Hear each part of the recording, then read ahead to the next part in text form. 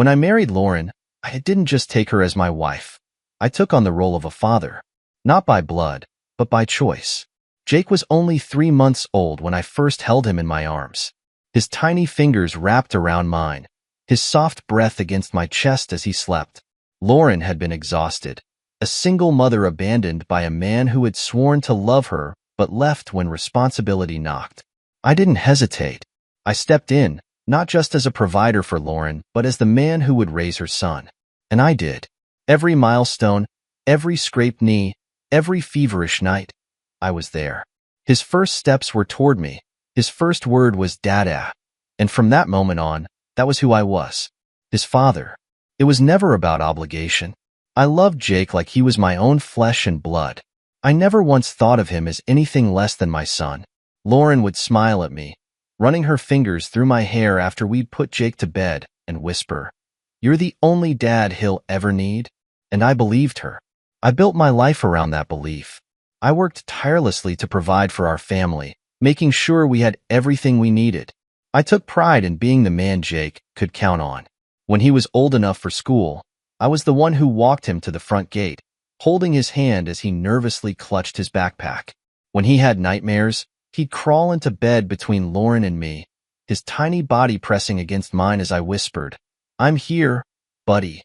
I'll always be here." As he grew, I taught him how to ride a bike, how to throw a football, how to be a man. I was there for every school event, every game, every father-son moment that shaped his childhood.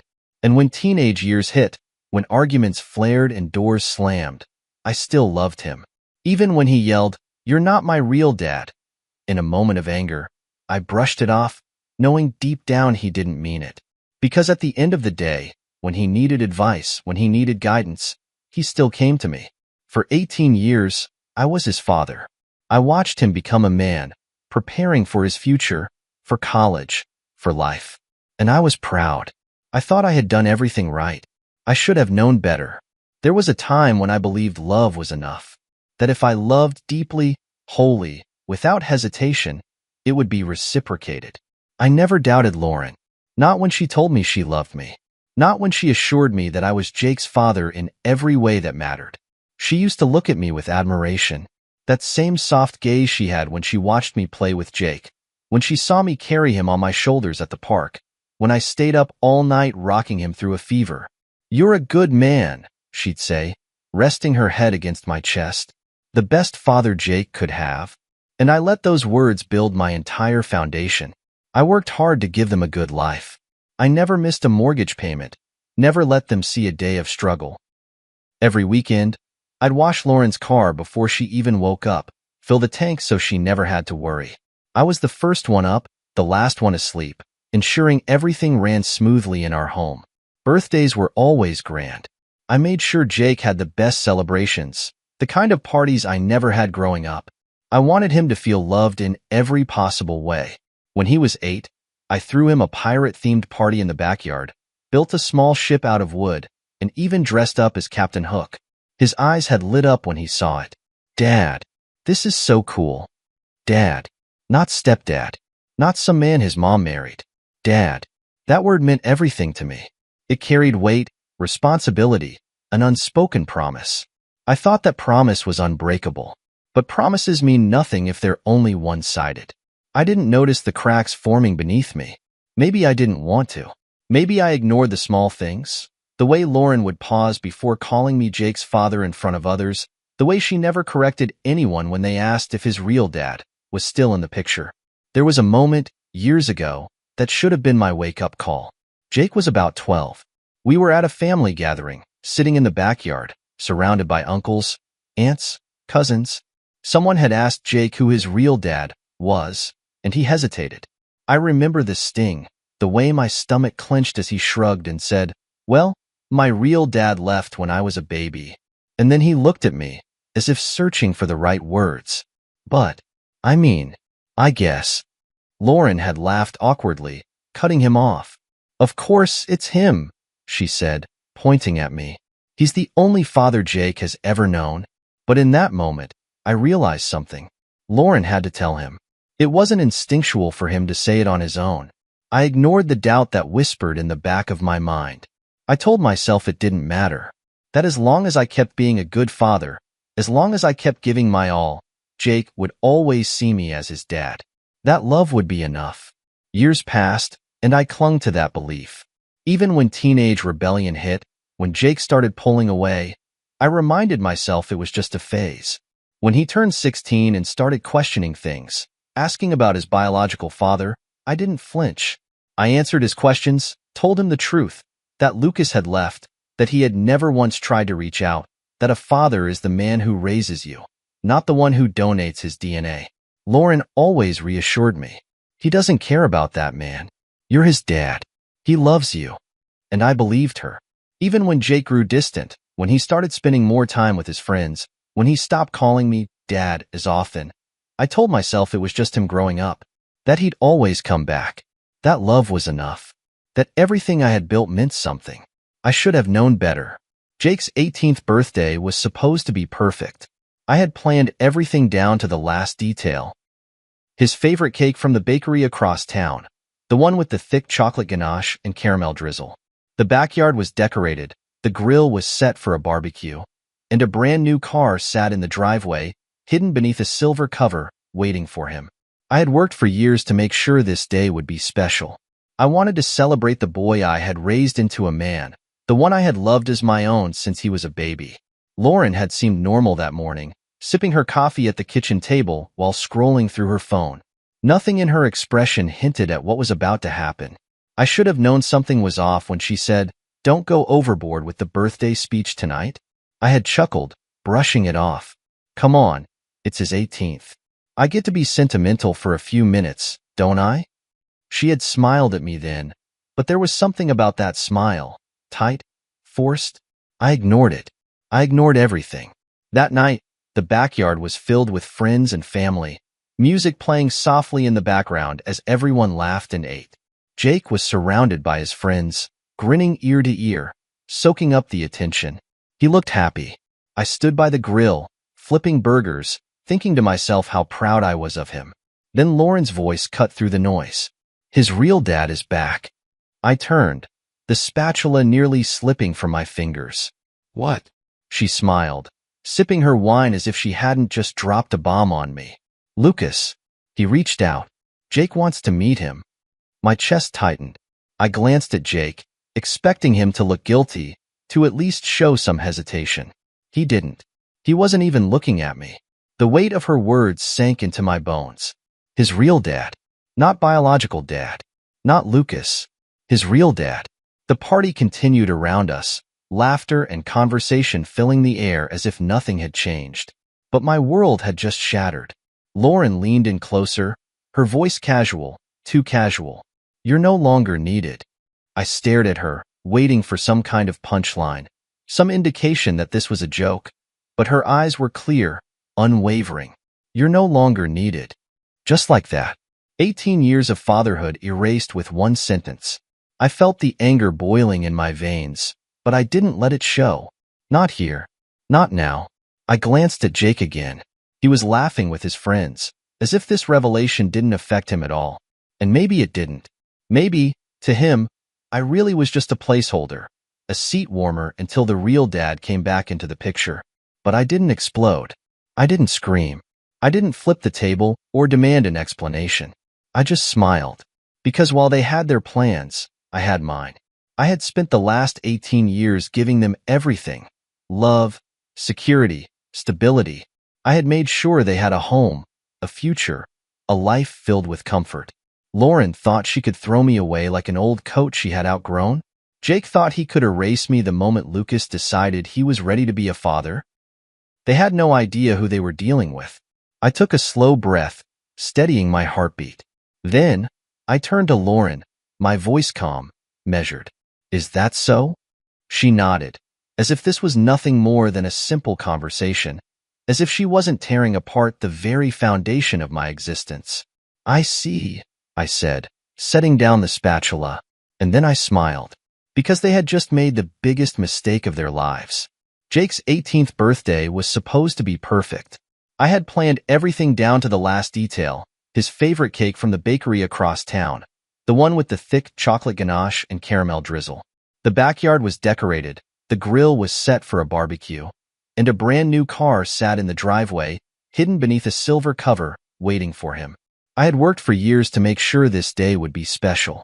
I wanted to celebrate the boy I had raised into a man, the one I had loved as my own since he was a baby. Lauren had seemed normal that morning, sipping her coffee at the kitchen table while scrolling through her phone. Nothing in her expression hinted at what was about to happen. I should have known something was off when she said, "Don't go overboard with the birthday speech tonight." I had chuckled, brushing it off. Come on, it's his 18th. I get to be sentimental for a few minutes, don't I? She had smiled at me then, but there was something about that smile, tight, forced. I ignored it. I ignored everything. That night, the backyard was filled with friends and family, music playing softly in the background as everyone laughed and ate. Jake was surrounded by his friends, grinning ear to ear, soaking up the attention. He looked happy. I stood by the grill, flipping burgers, thinking to myself how proud I was of him. Then Lauren's voice cut through the noise. "His real dad is back." I turned, the spatula nearly slipping from my fingers. "What?" She smiled, sipping her wine as if she hadn't just dropped a bomb on me. "Lucas." He reached out. "Jake wants to meet him." My chest tightened. I glanced at Jake, expecting him to look guilty, to at least show some hesitation. He didn't. He wasn't even looking at me. The weight of her words sank into my bones. His real dad. Not biological dad. Not Lucas. His real dad. The party continued around us, laughter and conversation filling the air as if nothing had changed. But my world had just shattered. Lauren leaned in closer, her voice casual, too casual. "You're no longer needed." I stared at her, waiting for some kind of punchline, some indication that this was a joke. But her eyes were clear, unwavering. "You're no longer needed." Just like that. 18 years of fatherhood erased with one sentence. I felt the anger boiling in my veins, but I didn't let it show. Not here. Not now. I glanced at Jake again. He was laughing with his friends, as if this revelation didn't affect him at all. And maybe it didn't. Maybe, to him, I really was just a placeholder, a seat warmer until the real dad came back into the picture. But I didn't explode. I didn't scream. I didn't flip the table or demand an explanation. I just smiled. Because while they had their plans, I had mine. I had spent the last 18 years giving them everything. Love, security, stability. I had made sure they had a home, a future, a life filled with comfort. Lauren thought she could throw me away like an old coat she had outgrown. Jake thought he could erase me the moment Lucas decided he was ready to be a father. They had no idea who they were dealing with. I took a slow breath, steadying my heartbeat. Then, I turned to Lauren, my voice calm, measured. "Is that so?" She nodded, as if this was nothing more than a simple conversation, as if she wasn't tearing apart the very foundation of my existence. "I see," I said, setting down the spatula, and then I smiled, because they had just made the biggest mistake of their lives. I sat in my office that night, the celebration still echoing faintly through the walls of the house I owned, the house I had built for them. Lauren and Jake were laughing in the backyard, oblivious to the war they had just started. They thought I was some fool who would simply accept my fate and walk away. They had no idea. Lauren thought she had played her hand perfectly, that I was disposable, a relic of the past now that Lucas had returned. But what she didn't realize was that I wasn't just Jake's father emotionally, I was his father legally too. And everything they stood on, everything they depended on, was mine. I leaned back in my chair, tapping my fingers against the desk as I thought through my next move. Lauren had no idea how deep I had planned for the future. She had spent years spending money without thinking, assuming there was always more. And there was, because I made sure of it. But what she never understood was that I kept the strings. The house? Mine.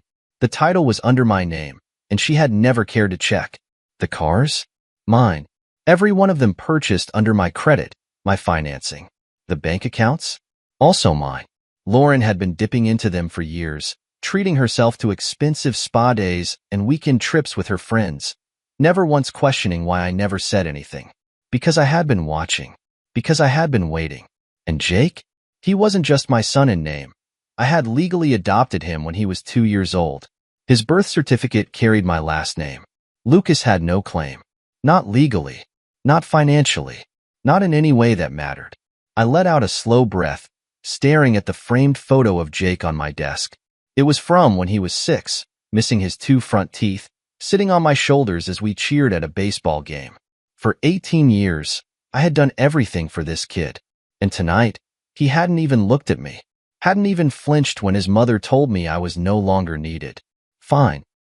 If they wanted to cut me out, I'd show them what life without me really looked like. I picked up my phone and made a few quiet calls. First, the bank. I moved the remaining funds from our joint account into my private account and froze hers. Lauren wouldn't notice tonight. She never checked unless she needed to buy something. Then, I contacted the property lawyer. The house was already in my name, but I initiated the final paperwork to transfer it completely out of her reach. Lastly, I called the finance company. The car she drove, the one she flaunted around like a trophy, I had been paying the lease. It would be gone by morning. I didn't rush. I didn't panic. I calculated.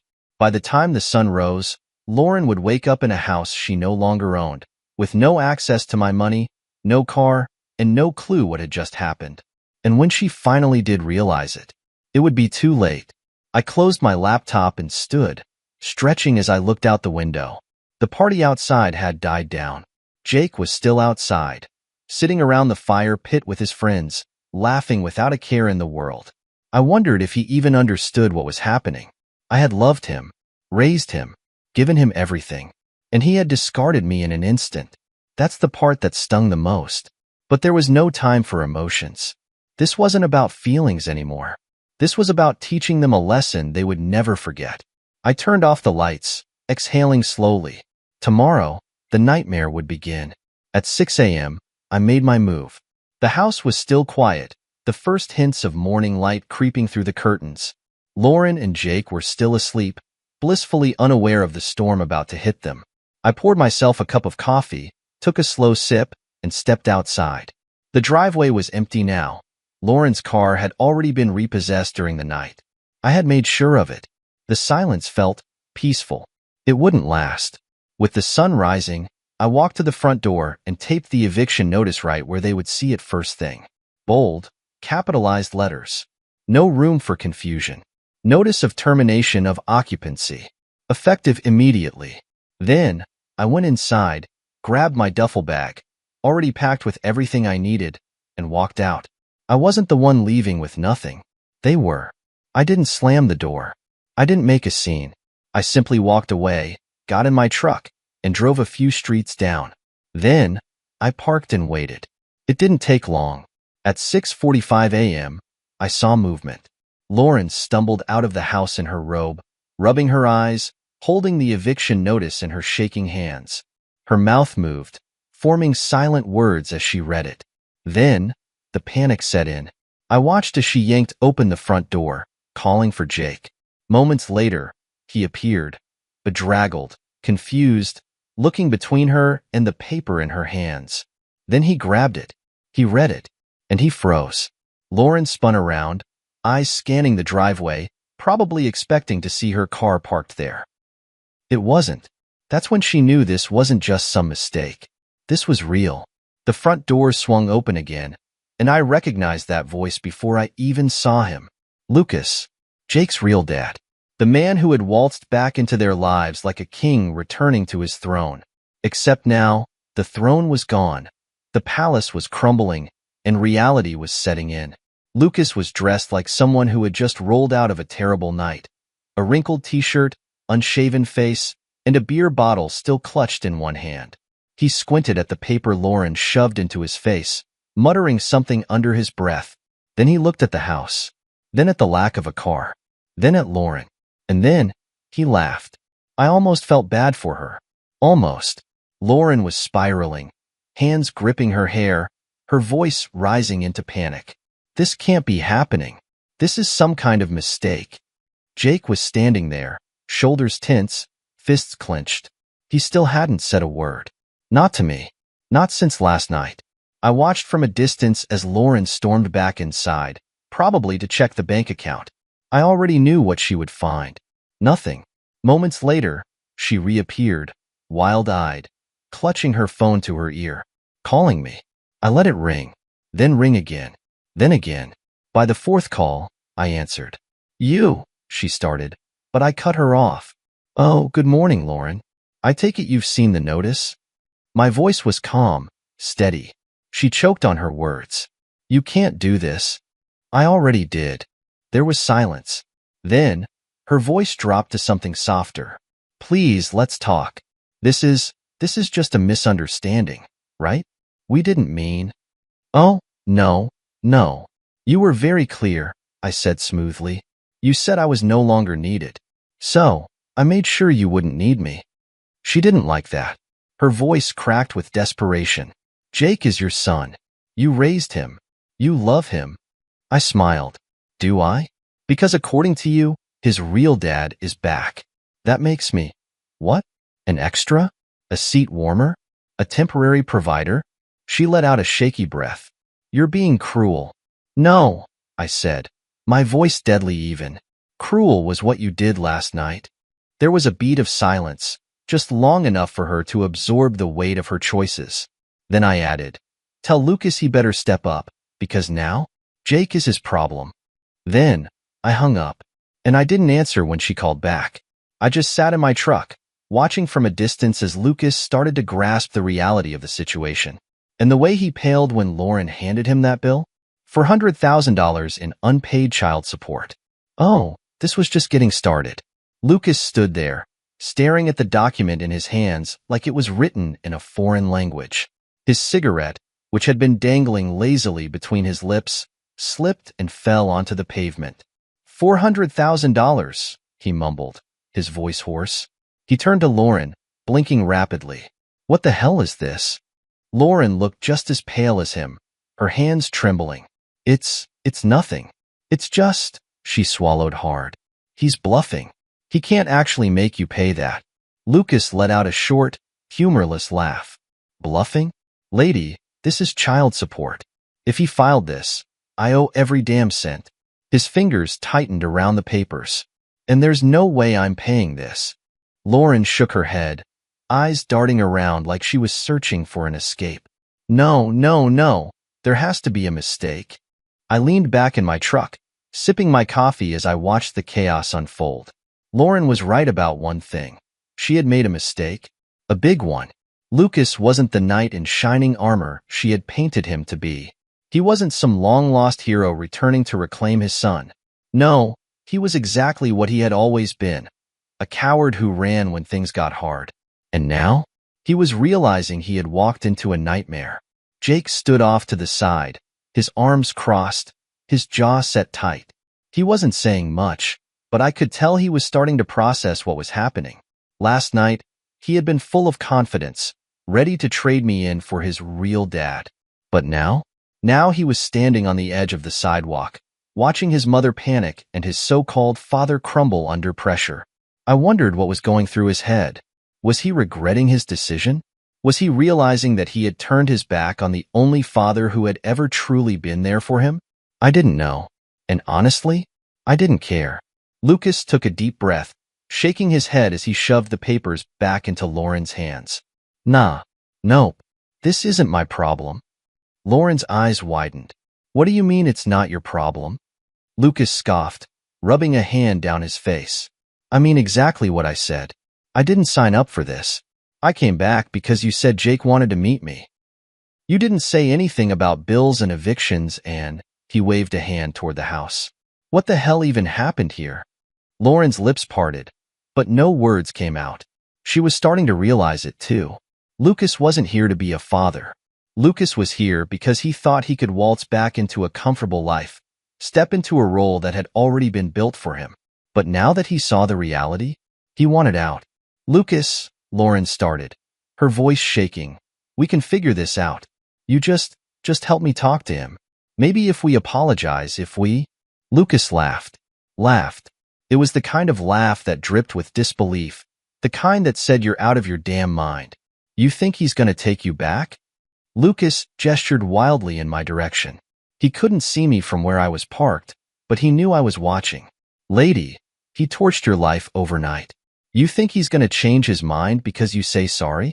Lauren's lips pressed together, her eyes darting back toward the house. I could almost see the gears turning in her head. She was trying to salvage this, trying to find some way to undo what she had done. But it was too late. She had made her choice. And now? She had to live with it. Lucas exhaled sharply, stepping back. I gotta go. Lauren's head snapped up. What? You heard me, he muttered, already turning toward his car. I'm not dealing with this. Lucas, you can't just leave. She ran after him, grabbing his arm. Jake needs you. Lucas shook her off. Nah, you need me. And I don't need this headache. Lauren looked like she had been slapped. And Jake? For the first time since this whole thing started, I saw real fear in his eyes. Because suddenly, the man he had been so eager to replace me with was walking away. Lauren kept trying. Lucas, please. Just stay for a little while. We can figure this out together. Lucas opened his car door. Not my problem. And just like that, he was gone. Lauren stood in the driveway, watching his car disappear down the street, her entire body shaking. Then, slowly, she turned to Jake. It was just the two of them now. No Lucas. No safety net. No home. No money. And Jake, my son, the boy I had raised for 18 years, finally looked up, and he looked scared. I watched them stand there for a long time. For the first time since this whole thing started, they were the ones feeling abandoned. They were the ones left in the cold, and they deserved every second of it. I picked up my phone and checked the time. It wasn't even 8 a.m. yet, and already, they had lost everything. I smirked, tossed my phone onto the passenger seat, and pulled out of the parking lot. Let them feel it. Let them feel exactly what it was like to be discarded. I didn't go far. I parked a few blocks down, just close enough to watch the aftermath unfold. Lauren and Jake were still standing there, motionless, the weight of their choices settling onto their shoulders like a ton of bricks. I could only imagine what was running through their minds. Jake had spent 18 years believing he could throw me away like an old toy and pick up a shiny new one. But the shiny new one, the real dad, had just peeled out of the neighborhood without a second thought. Lauren had spent 18 years treating me like a backup plan, a convenience. She thought I would always be there, no matter what. Now, she had no home, no money, no car, and no backup plan. I watched as Lauren clutched her phone with trembling hands. She was panicking. I knew exactly what she was doing, scrolling through her contacts, trying to figure out who she could call for help. First, she tried calling me. I let the phone ring. Then she tried again, and again, and again. By the fourth call, I answered, just to let her hear the silence before hanging up. Let her feel it. Let her know what it was like to be ignored. Jake was pacing now, his hands on his head, muttering something I couldn't hear. I could tell he was getting frustrated. Good. Maybe he was realizing that the real father he had chosen wasn't cut out for the job. Maybe he was starting to see the difference between a man who raises a child and a man who simply donates his DNA. But it was too late. 18 years too late. Lauren must have realized that no one was coming to help her because she suddenly turned toward Jake, grabbing his shoulders. Her lips moved fast, frantic, trying to explain something, trying to fix this. But there was no fixing it. She could scream, beg, cry. It wouldn't change the fact that she had been discarded just as easily as she had discarded me. I had spent 18 years making sure she and Jake never had to struggle. Now, they were struggling, and I wasn't going to save them. I watched as they walked back toward the house. Lauren tried the front door, but she already knew the truth. It was locked. I had changed the security codes overnight. She pounded on the door like sheer force would undo the paperwork, like desperation could reverse her mistake. It couldn't. I had spent 18 years building a home for them. Now, they had no home. Jake turned and sat on the front steps, burying his face in his hands. For the first time, he looked small. He wasn't the confident 18-year-old who had dismissed me last night. He wasn't the kid who had chosen another man over the one who had actually been there for him.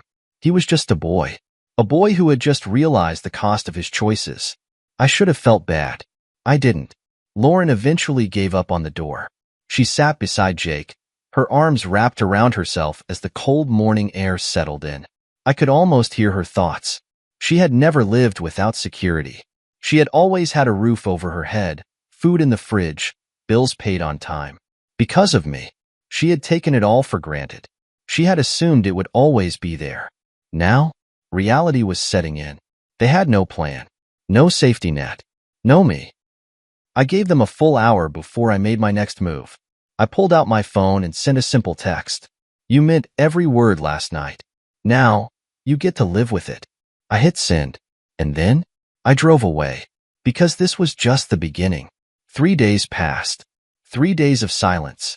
3 days of Lauren calling non-stop, leaving voicemail after voicemail, each one dripping with increasing desperation. 3 days of Jake sending hesitant texts, short, careful messages, never outright apologizing, but clearly testing the waters. I didn't respond. I let them stew in the consequences of their choices. I had spent 18 years giving them security, stability, and a life free from hardship. They had thrown it away the second someone else showed up. Now, they were feeling the absence of everything I had provided. And I was enjoying every second of it. On the third day, Lauren finally cracked. She showed up at my office. I was sitting at my desk, reviewing reports, when my assistant knocked on the door. Sir, there's a woman outside demanding to see you. I didn't even have to ask who it was. I leaned back in my chair, exhaling slowly before nodding. Send her in. A few seconds later, the door swung open, and there she was, Lauren, looking nothing like the composed, confident woman she had been just a few nights ago. Her hair was unbrushed, her face was pale, and the clothes she wore were the same ones from the day I had kicked her out. Good. She had been suffering. She should suffer. She closed the door behind her, her hands clenching into fists as she took a deep breath. We need to talk. I stared at her for a moment, then leaned forward, resting my elbows on my desk. Oh, I thought I wasn't needed anymore. She flinched at my words. I gestured to the chair across from me. Go ahead. Talk. Lauren hesitated, then slowly sank into the chair. I made a mistake, she whispered. I didn't think. I let out a short, cold laugh. You didn't think? That's an understatement. She swallowed hard, her fingers twisting in her lap. Jake wanted to know his real father, and I thought it was the right thing to do. I tilted my head. You thought kicking me out of his life was the right thing to do? No, she said quickly, shaking her head. I never meant to push you out. I got caught up in the moment. I thought maybe Lucas. Lucas, I repeated, cutting her off. The same Lucas who abandoned his son for 18 years. The same Lucas who ran the moment he realized he'd have to actually be a father. Lauren closed her eyes for a brief second before nodding. Yes, she admitted. I was wrong about him. I let her words hang in the air for a moment before responding. You were wrong about a lot of things. She looked up at me then, her eyes filled with something I couldn't quite place. Desperation? Regret? Fear? I know, she said quietly. I know I was wrong. I know I hurt you. I raised an eyebrow, waiting for her to continue. Her hands trembled as she spoke. He's scared. He thought Lucas would step up, but when he didn't, it hit him hard. He hasn't slept, he hasn't eaten much, and she hesitated. He wants to talk to you. For the first time since this all started, something inside me shifted. Not much, just a little. Because Jake was still my son. But I wasn't about to make this easy for them. I leaned back, studying Lauren carefully. Tell me something, I said slowly. Would you be here if Lucas had stayed? Her face crumbled. It was the answer I already knew. She wouldn't have come back. She would have moved on, let me disappear from Jake's life like I never mattered. And now that everything had fallen apart, she expected me to fix it. I let the silence stretch between us before I spoke again. Now you realize your mistake? When you thought I was disposable, you didn't hesitate. But now that you're drowning, you want me to throw you a rope? Tears welled in her eyes. Please, she whispered. Let's talk. Let's fix this. I tilted my head. Fix this? Lauren nodded quickly, her hands reaching toward me. Yes. We can fix this. I'll do anything.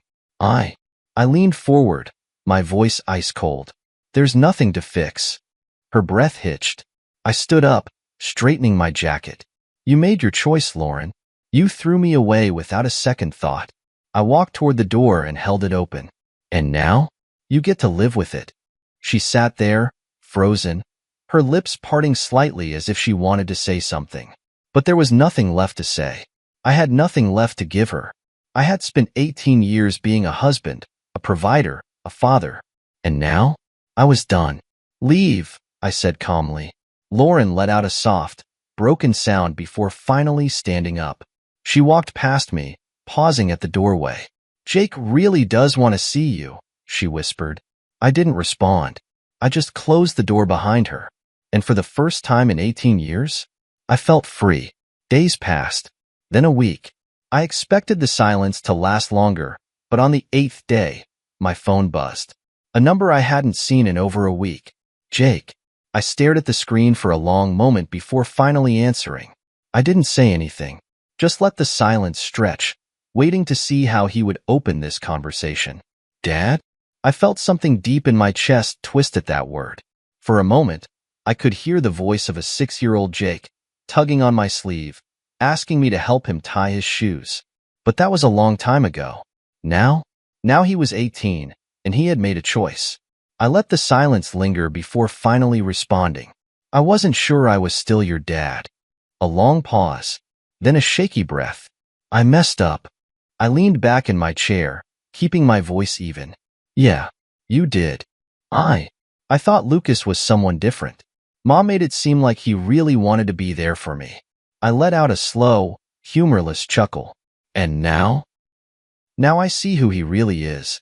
I could hear the regret in his voice, the weight of reality pressing down on him. But I wasn't going to make this easy. You were so quick to throw me away, I said. Didn't even hesitate. I know. His voice cracked. I was stupid. I hurt you. I didn't mean to. You just what, Jake? My voice was calm, but sharp. Silence. I could hear him breathing, struggling for the right words. I thought it wouldn't matter, he finally admitted. I thought you'd always be there, no matter what. That no matter what I did, you'd still be my dad. I closed my eyes for a brief second, absorbing his words. The worst part? I understood. But that didn't mean I could forget. Are you calling because you actually care? I asked. Or because you and your mother have no place to go? Another pause. I care, he said quickly. I do. I swear. But yeah, things are bad. We're staying with one of Mom's friends. But, he let out a heavy sigh. It's not home. Nothing feels right. I stared out the window, watching the world move on outside. It was strange, knowing my world had been turned upside down while the rest of the city continued as if nothing had changed. Home was something I built for you, I said quietly. You didn't want it anymore. That's not true. Jake's voice was desperate now. I was caught up in the idea of having a biological dad. I thought maybe it would feel different. I didn't think. Exactly, I interrupted. You didn't think. Another long silence. I exhaled, rubbing a hand down my face. What do you want, Jake? A second chance. Those words hung between us, heavy and fragile. I knew he meant it. I also knew that trust, once broken, didn't just magically heal with a few words. I could feel the anger still burning inside me, but beneath it, there was something else. Something I didn't want to acknowledge. I missed my son, but was I ready to let him back in? I don't know if I can give you that, I admitted. Please, he whispered. I'll prove it to you. I don't expect you to forgive me right away, but don't shut me out. I stared at my desk, my fingers tapping lightly against the wood. 18 years. I had raised this boy, loved him, sacrificed for him. I had given him everything. And even though he had thrown me away, part of me still wanted to believe he could make it right. I let out a slow breath. I'm not making any promises, Jake. I understand. But if you want a chance, you're going to have to earn it. I will. I didn't say anything else. Didn't tell him I forgave him. Didn't tell him it would all go back to normal. Because it wouldn't. But maybe, just maybe, there was a path forward. I ended the call, staring at the screen for a long time after. I wasn't sure where we would go from here. But for the first time in days, I didn't feel completely empty. A month passed before I saw Jake again. I didn't reach out. He didn't push. But he sent texts, small, cautious ones. Updates about his classes, about life. Things he used to tell me without hesitation. I responded, but I kept my distance. I needed to see if this was just guilt, or if he truly understood the weight of what had happened. Then, one evening, there was a knock at my door. I wasn't expecting anyone. When I opened it, Jake stood there. He looked different, thinner. The cocky arrogance he had before was gone, replaced with something heavier, regret. "Dad," he said softly. I let the words settle between us, let him feel the weight of it. He hadn't called me that since before his birthday. "Jake," I acknowledged, stepping aside to let him in. He hesitated. "Are you sure?" I nodded, motioning for him to step inside. He looked relieved. He walked in, his eyes scanning the house. Everything was the same, yet different. Because I was different. I led him to the living room, where we sat in silence for a moment. He looked uncomfortable, like he wasn't sure how to start. Good. Let him feel it. Finally, he exhaled. "I know I don't deserve this," he admitted. "I know I don't even deserve to be sitting here after everything I did." I leaned back in my chair, watching him carefully. "Then why are you here?" He swallowed hard. "Because I need you to know that I get it now." I didn't respond, just waited. He rubbed his palms together, staring at the floor.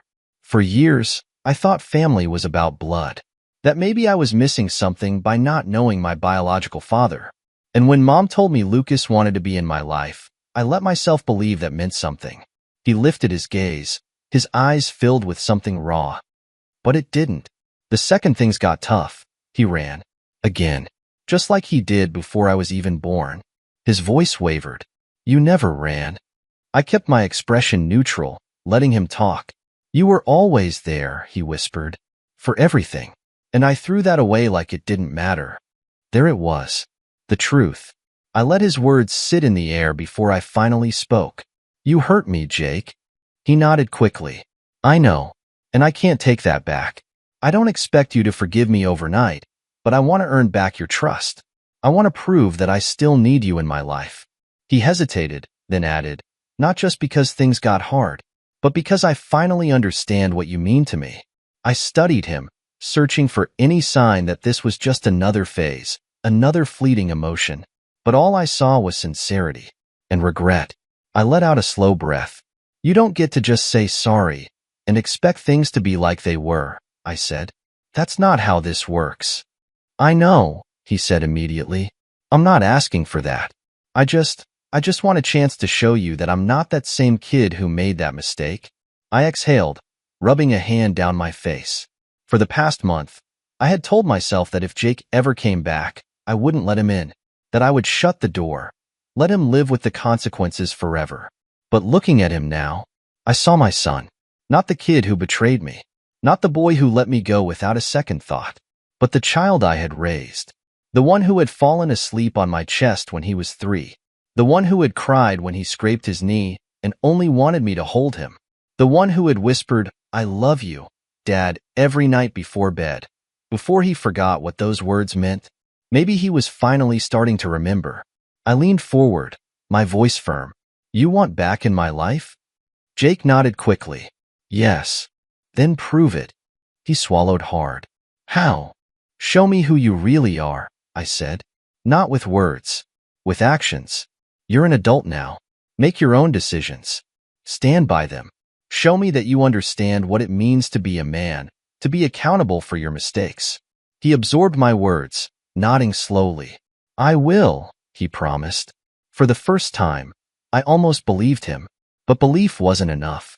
Trust had to be earned, and he still had a long way to go. The days passed slowly after that conversation.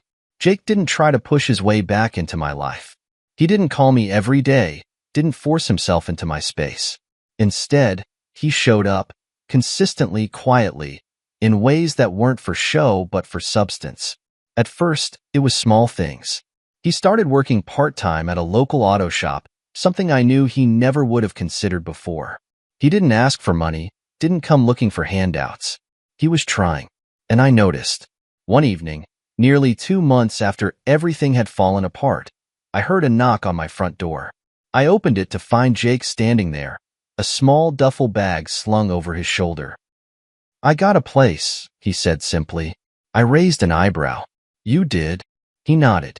"It's not much. Just a small apartment. I'm splitting rent with a couple of guys from work, but it's mine. I wanted you to know." I leaned against the doorway, studying him. He wasn't that arrogant, careless kid anymore. There was something different in the way he carried himself, in the way he looked at me, not with expectation, but with respect. "You didn't have to come tell me that," I said. He shrugged. "I know, but I wanted to." I glanced down at the duffel bag. "You moving in tonight?" He nodded. "Yeah, just finished packing." I considered him for a moment, then let out a slow breath. "Come in for a minute," I said. Jake hesitated. "Are you sure?" "I wouldn't have said it if I wasn't," I told him. He stepped inside, his movements careful, as if he still wasn't sure of his place in my life. I walked to the kitchen, poured 2 glasses of water, and slid one across the counter toward him. He took it, but didn't drink right away. "You want to tell me why you're really here?" I asked. Jake exhaled, rolling the glass between his palms. "I guess I just wanted to prove to you that I'm taking this seriously, that I'm not just saying things." I nodded slowly. "You have been proving it." He looked up at me, hopeful but cautious. "Does that mean?" "It means I see the effort," I interrupted, "and I respect it. But trust takes time, Jake. It's not something you can rush." "I know," he said quickly. "I don't expect things to go back to the way they were. He stopped, swallowing hard. "I just don't want to lose you forever." I let his words settle between us before finally responding. "You almost did." His face fell. "But you didn't," I added. "Because you're here. And because, despite everything, I still believe in the man you can become." His eyes softened. "That means a lot." I studied him for a long moment before nodding. "Yeah, well, don't make me regret it." A small, genuine smile tugged at his lips. "I won't." For the first time in months, I believed him. Not fully, not completely, but it was a start. And for now, that was enough.